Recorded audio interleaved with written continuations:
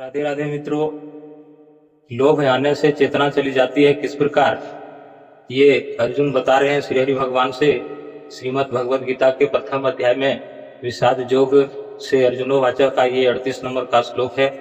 और इस तरह से अब देखिए यहाँ पर अर्जुन किस तरह से बता रहे हैं श्री हरि भगवान से कि लोभ आने से चेतना चली जाती है कैसे। तो इस तरह से आप यहाँ पहले श्लोक पर उच्चारण कीजिए। और ये 38 नंबर का श्लोक है प्रथम अध्याय का अर्जुनोवाच में विषाद योग से। और यहाँ पर आप उच्चारण क्या करते हैं, पहले उच्चारण पर ध्यान दीजिए, क्योंकि सही उच्चारण को बताना ही गीता श्लोक व्याकरण का मुख्य उद्देश्य है। और इस तरह से यहाँ आप उच्चारण क्या करते हैं, यहाँ आप उच्चारण करते हैं जद पयते ऐसा उच्चारण करते हैं। और उसके बाद फिर यहाँ आ जाइए तो यहाँ आप उच्चारण क्या करते हैं, यहाँ भी उच्चारण आपका गलत होता है और उस गलत को आप सही उच्चारण कीजिए।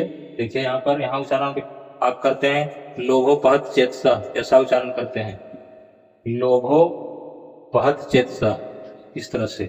और यहाँ नीचे का लाइन ध्यान दीजिए, कुलक्षय कृतम दोषम मित्र द्रोहे चौपातकम, इस तरह से।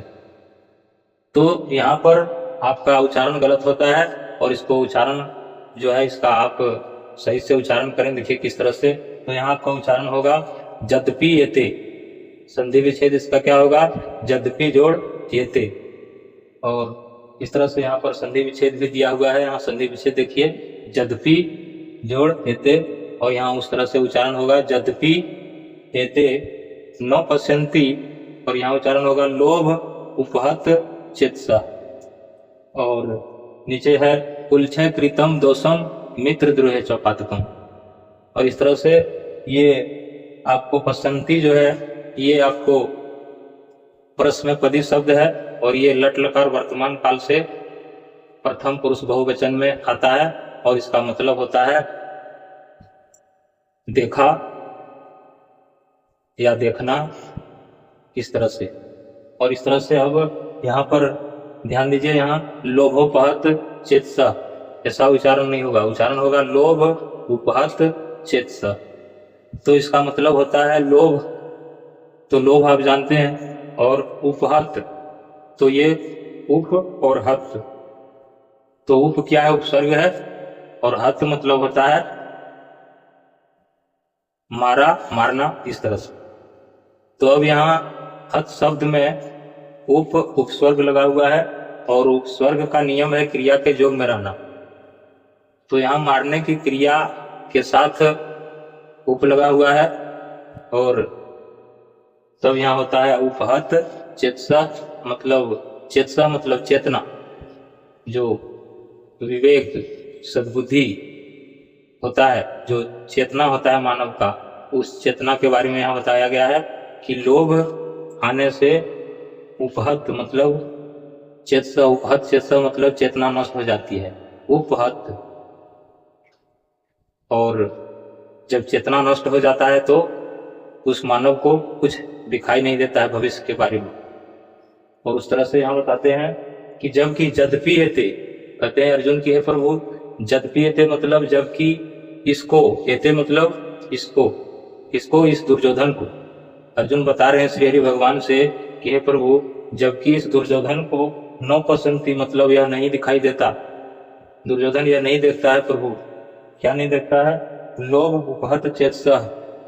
और क्यों नहीं देखता है, तो लोभ उपहत चेतसा मतलब लोभ आने के कारण इसका चेतना नष्ट हो चुका है, इसका विचार लुप्त हो चुका है, इसका विवेक मारा गया है, इसका विवेक लोभ आने से मर गया, इसका विचार मर गया, इसका सद्बुद्धि मर गया, इसका चेतना मर गया, या फिर इसका चेतना लोभ आने से चला गया। और इस तरह से अर्जुन बता रहे हैं श्री हरि भगवान से कि हे प्रभु, लोभ को आ जाने से चेतना चल गया है इस दुर्योधन को, इसलिए न पसंती इसको दिखाई नहीं देता है, यह देखता नहीं है। और क्या नहीं देखता है, इसको नीचे के लाइन में यहाँ पर बताते हैं, कुलक्षय कृतम दोषम मित्र द्रोहे चौपातकम। कहते हैं अर्जुन श्री हरि भगवान से कि हे प्रभु, दुर्योधन की जो बुद्धि है, इसका जो विचार है, इसका जो विवेक है, वो नष्ट हो चुका है लोभ के चलते। क्योंकि इसको भारी लोभ आ गया है प्रभु। इसको लग रहा है कि इस युद्ध में अगर मैं सबको समाप्त कर पाऊं तो ये सारा राज्य पर मेरा अधिकार होगा। और इस तरह से ये दुर्योधन को बड़ा भारी लोभ है, और उस लोभ को आ जाने से चेतना चली गई है इसकी। और किस प्रकार चली गई, तो लोभोपहत चेतसा, मतलब लोभ के आ जाने से इसका चेतना नष्ट हो चुका है, इसका विवेक नष्ट हो चुका है, इसका सद्विचार नष्ट हो चुका है प्रभु। तो क्यों हो चुका है? लोभ आ जाने से। तो किसी भी प्राणी में अगर लोभ आ जाए, सिर्फ ये अर्जुन की बात नहीं है और सिर्फ ये दुर्योधन की बात नहीं है, और कितने दुर्योधन इस धरती पर है और कितने अर्जुन है और कितने श्री हरि भगवान भी। तो इस तरह से अर्जुन बता रहे हैं श्री हरि भगवान से कि हे प्रभु, किसी भी प्राणी में जब लोभ आ जाता है तो उसी क्षण, तत्काल, तत्क्षण चेतना चली जाती है। लोभ आने से चेतना चली जाती है, और जब चेतना चली जाती है तो उस मानव को भविष्य में परिणाम क्या होगा, उस लोभ के चलते उसको दिखाई नहीं देता। और जिस तरह से प्रभु यहाँ दुर्योधन को दिखाई नहीं दे रहा है, क्या दिखाई नहीं दे रहा है यहाँ पर देखिए, कुलच्छे कृतम दोषम, कि इस युद्ध से या उसके लोभ के कारण जो उत्पन्न हुआ विकार चल रहा है इसके हृदय में, उसके कारण जो इस कुल का जो नाश होगा। कुलच्छे कृतम, जब किसी का कुल जब समूल क्षय हो जाए, समूल नाश हो जाए, तो उसे कुल क्षय बोला जाता है। वह कृतम मतलब अब यहाँ करने के, कृतम मतलब करना या करने के बाद। तो दुर्योधन को वह दिखाई नहीं दे रहा है प्रभु कि कुल क्षय जब हो जाएगा, कुल का जब समूल विनाश हो जाएगा, तो कुल में कितना बड़ा दोष आ जाएगा, ये उसको दिखाई नहीं दे रहा है कि ये कुल पर कितना बड़ा दोष, कितना बड़ा कलंक आ जाएगा। तो क्यों नहीं दिखाई दे रहा है दुर्योधन को? क्योंकि लोभ आ जाने के कारण उसका विवेक, उसका चेतना नष्ट हो चुका है। लोभ आ जाने से चेतना चली गई इसका। अब चेतना इसके हृदय में नहीं है, इसके मन मस्तिष्क में अब चेतना नाम की कोई चीज नहीं है, सद्विचार नाम का कोई चीज नहीं है, विवेक नाम का कोई चीज नहीं है दुर्योधन के पास। ऐसा बोल रहे हैं अर्जुन श्री हरि भगवान से कि हे प्रभु, दुर्योधन के मन में इतना भारी लोभ आ जाने से इसका चेतना नष्ट हो चुका है, इसका विवेक नष्ट हो चुका है, इसका सद्बुद्धि नष्ट हो चुका है। और ये प्रत्येक मानव में घटित होता रहता है। जब किसी भी मानव को जब लोभ आ जाता है तो उसी क्षण तत्काल चेतना उसका नष्ट हो जाता है, चेतना चली जाती है। और उस चेतना को चले जाने से अब उसको नौ पसंती भविष्य में उसका परिणाम उसे दिखाई नहीं देता। आज वह क्या करने जा रहा है और इसको करने से कल क्या इसका परिणाम होगा, ये दुर्योधन को दिखाई नहीं दे रहा है। और अब यहाँ बताते हैं मित्र द्रोहे च पातकम।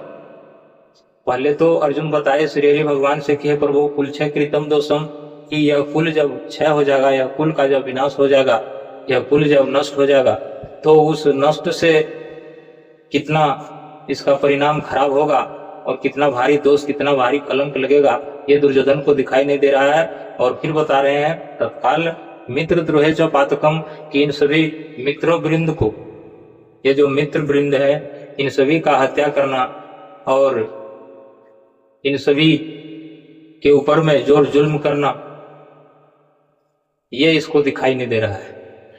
ये क्या है? ये पाप के रास्ते हैं, नरक के रास्ते हैं। और ये दुर्योधन को दिखाई नहीं दे रहा है कि कितना भारी दोष होगा मित्रों से द्रोह करने पर, मित्रों की हत्या करने पर, इन कुटुंबियों की हत्या करने पर, इन्हें पूज्यजनों की हत्या करने पर। तो ये दुर्योधन नहीं देख रहा है। क्यों नहीं देख रहा है? क्योंकि लोभ आ जाने के कारण चेतना चली गई इसका। लोभ आ जाने के कारण इसका चेतना मर चुका है। लोभ आ जाने के कारण इसका चेतना नष्ट हो चुका है। लोभ आ जाने के कारण चेतना नाम का कोई चीज इसके अंदर अब नहीं रहा।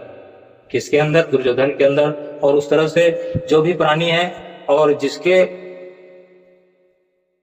हृदय में, जिसके मन मस्तिष्क में जब किसी भी चीज का, किसी भी प्रिय वस्तु का जब लोभ आ गया या किसी अप्रिय वस्तु का जब लोभ आ गया, तो लोभ आने के तत्क्षण तत्काल ही चेतना चली जाती है, चेतना लुप्त हो जाती है चेतना मर जाती है, चेतना नाम का कोई चीज नहीं रह जाता उस व्यक्ति के लिए। कब तक नहीं रहता? जब तक वह मोह उसके पास रहता, लोभ रहता है, और उस लोभ के चलते उस प्राणी के अंदर चेतना चली जाती है, क्योंकि लोभ आते ही और चेतना चली जाती है। ये बता रहे हैं अर्जुन श्री हरि भगवान से, और इस तरह से आप उच्चारण पर आप ध्यान दीजिए। यहाँ है जद्पीयते न पश्यन्ति लोभ उपहत चेतसा कुलच्छकृतं दोषम मित्र द्रोहे च पातकम, और ये 38 नंबर का श्लोक है। और इस तरह से आगे का श्लोक जानने के लिए आप गीता श्लोक व्याकरण चैनल को लाइक करें, सब्सक्राइब करें, कमेंट करें, शेयर करें। जय गीता जी, जय गोविंद, राधे राधे।